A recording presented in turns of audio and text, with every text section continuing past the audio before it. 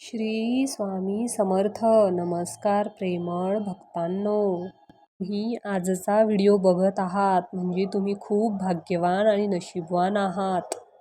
कारण बाळांनो, देवांचे हे संदेश प्रत्येकाच्या नशिबात अजिबात नसतात.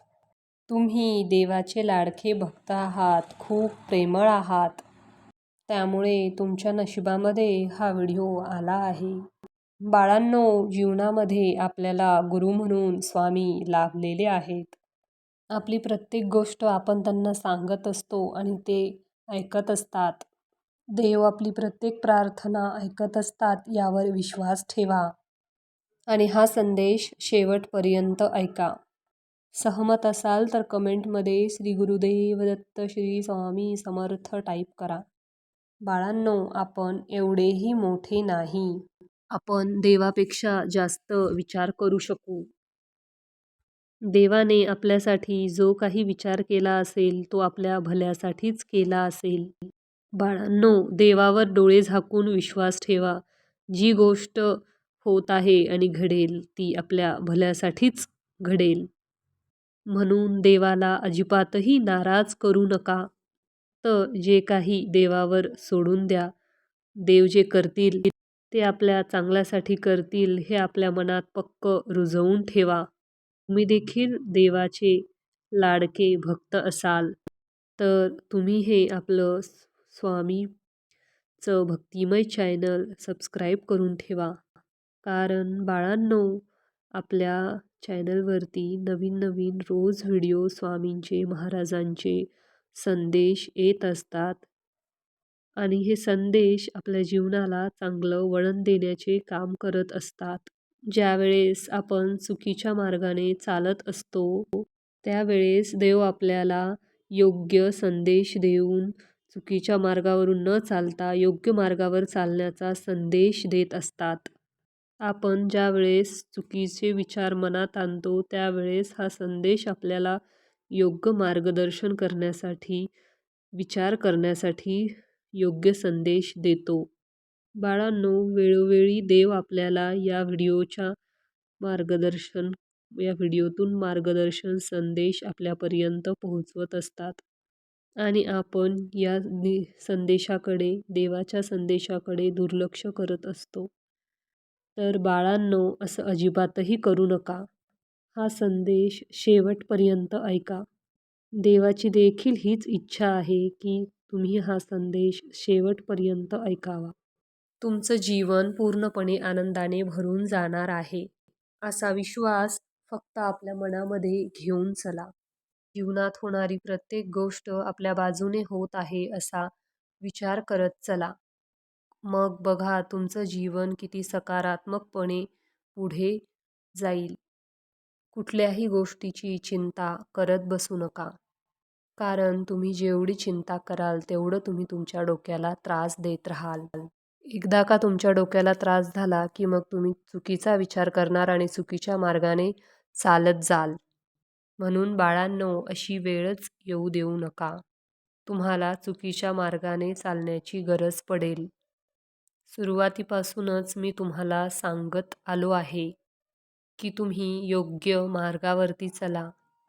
तुम्ही कुठल्याही गोष्टीचा विनाकारण जास्त विचार करू नका. जे होत आहे ते आपल्या भल्यासाठी होत आहे हे मनामध्ये पक्क करून ठेवा.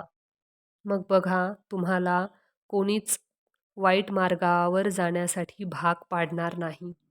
बाळांनो, हे जीवन म्हणजे काय आहे? जीवन म्हणजे संघर्षच आहे आणि या संघर्षामध्ये तुम्हाला सर्व काही फुकट मिळू शकत नाही. प्रत्येक गोष्टीसाठी तुम्हाला मेहनत करावीच लागेल आणि तुम्ही मेहनतीसाठी नेहमी तयार पाहिजे. तुम्ही तयार असाल तर कमेंट बॉक्समध्ये होय देवा टाईप करा. आणि बाळांनो, आपल्या या सुंदर व्हिडिओला लगेच लाईक करा. बाळांनो, जीवनात प्रत्येक गोष्टीसाठी काहीतरी किंमत मोजावी लागते. ती पैशाच्या रूपात असू द्या किंवा जिद्द, चिकाटी, संयम, कष्टाच्या रूपात असू द्या. कुठल्या न कुठल्या रूपामध्ये तुम्हाला किंमत मोजावीच लागते. बाळांनो, देव आपल्याला योग्य मार्गदर्शन करत आहेत म्हणून आपण योग्य मार्गावर चालत आहोत. नाहीतर आत्तापर्यंत आपण कितीतरी चुकीचे मार्ग निवडले असते. परंतु आपण नशीबवान आहोत, भाग्यवान आहोत, की आपल्याला देवाचे मार्गदर्शन रोज ऐकायला मिळत आहे. तुम्ही देखील भाग्यवान आणि नशीबवान असाल तर बॉक्समध्ये "होय देवा" टाईप करा. बाळांनो, आपल्याला हे सुंदर जीवन मिळालेलं आहे, तर आपण त्याला अजून सुंदर का बनवू नये? आपण का आहे त्यामध्ये अडकून राहावं? आपण का प्रगती करू नये? आपल्या नशिबामध्ये आहे ते तर मिळणारच आहे, पण त्यासाठी प्रयत्न करायला हवा आणि आपण आपलं नशीब अजून चमकवू शकतो. त्यासाठी देव आपल्याला रोज संधी उपलब्ध करून देतो. मग आपण का त्या संधीचं सोनं करू नये? बाळांनो, आपल्या मनात नकारात्मक विचार येत असतात. आपण हे करू का? नको, माझं काही नुकसान होईल, नको मी नाही करत. असेच नकारात्मक विचार येत राहतात. त्यामुळे आपली प्रगती होत नाही. बाळांनो, आपल्याला पुढं जायचं असेल, ज्यांनी आपला अपमान केला, ज्यांनी आपल्याला मागे खेचलं, त्यांना सर्वांना हे करून आपल्याला जर पुढे जायचं असेल, तर कष्टाला पर्याय नाही. देव आपल्यासाठी नेहमी उपस्थित आहे. आपल्याला नेहमी मदत करतो.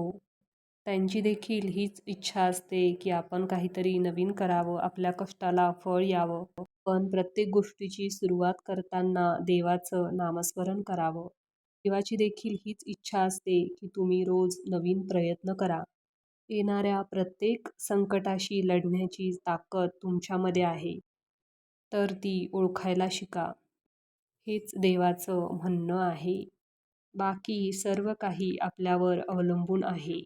आपण एखादी गोष्ट कशाप्रकारे करतो आणि ती गोष्ट करताना किती वेळा चुकतो, आपण एखाद्या गोष्टीची सुरुवात कशी करतो, यावरती सर्व काही आपलं नशीब अवलंबून असतं. बाळांनो, कुठल्याही चांगल्या गोष्टीची सुरुवात करताना नेहमी देवाच्या नावाने करा. घरात एकदम शांतता ठेवा. घरातील सदस्यांना खूप प्रेमाने जीव लावा. बाळांनो, आपण सर्व काही त्यांच्यासाठीच करणार आहोत. मग आपण त्यांना दुःख देऊन मग कसं काय चांगल्या गोष्टी करतो? कारण का आपण घरातल्यांसाठी चांगल्याचा विचार करतो, पण त्यांना दुःख देऊन चांगला विचार कसा होईल? त्यामुळे आपण त्यांना सुखात ठेवून चांगल्या रीतीने समजावून सांगून चांगला विचार त्यांच्यापर्यंत पोहोचवू शकतो, म्हणजे आपली सर्वांची प्रगती होईल. जर ते दुःखी असतील तर आपण कितीही चांगल्या गोष्टी केल्या तरीही त्याचा फरक काहीच पडणार नाही. पहिली गोष्ट म्हणजे आपल्या घरातील सदस्यांना नेहमी आनंदात ठेवा, सुखात ठेवा. दुसरी गोष्ट म्हणजे आपल्यामुळे कोणाला त्रास होईल असं जीवनात वागूच नका. तिसरी गोष्ट म्हणजे ज्यांनी ज्यांनी तुमचा अपमान केला, तुम्हाला कमी लेखलं, अशा ठिकाणी पुन्हा जाऊ नका. जी काही तुम्ही चांगली गोष्ट करणार आहात, त्याची कल्पना तुमच्या वाईट चिंतणाऱ्या लोकांना लागू देऊ नका, त्यांना कळू देऊ नका. तर काम तुम्ही हातात घेतलं असेल, तर ते जेवढं गुपित ठेवता येईल तेवढं गुप्त ठेवा. कोणालाही कळू देऊ नका. ते काम, ती गोष्ट एकदा पूर्ण झाली, की मग तुम्ही सगळ्यांना सांगू शकता. परंतु जोपर्यंत ते काम पूर्ण होत नाही, तोपर्यंत तुम्ही ती गोष्ट गुप्त ठेवा. सहमत असाल तर कमेंट बॉक्समध्ये स्वामी माऊली असं टाईप करा. आपण ती गोष्ट गुप्त का ठेवावी? कारण बाळांनो, आपण इतरांना ती गोष्ट सांगत बसलो तर ती गोष्ट पूर्ण होण्यात खूप सारा विलंब लागतो, अडथळे येतात.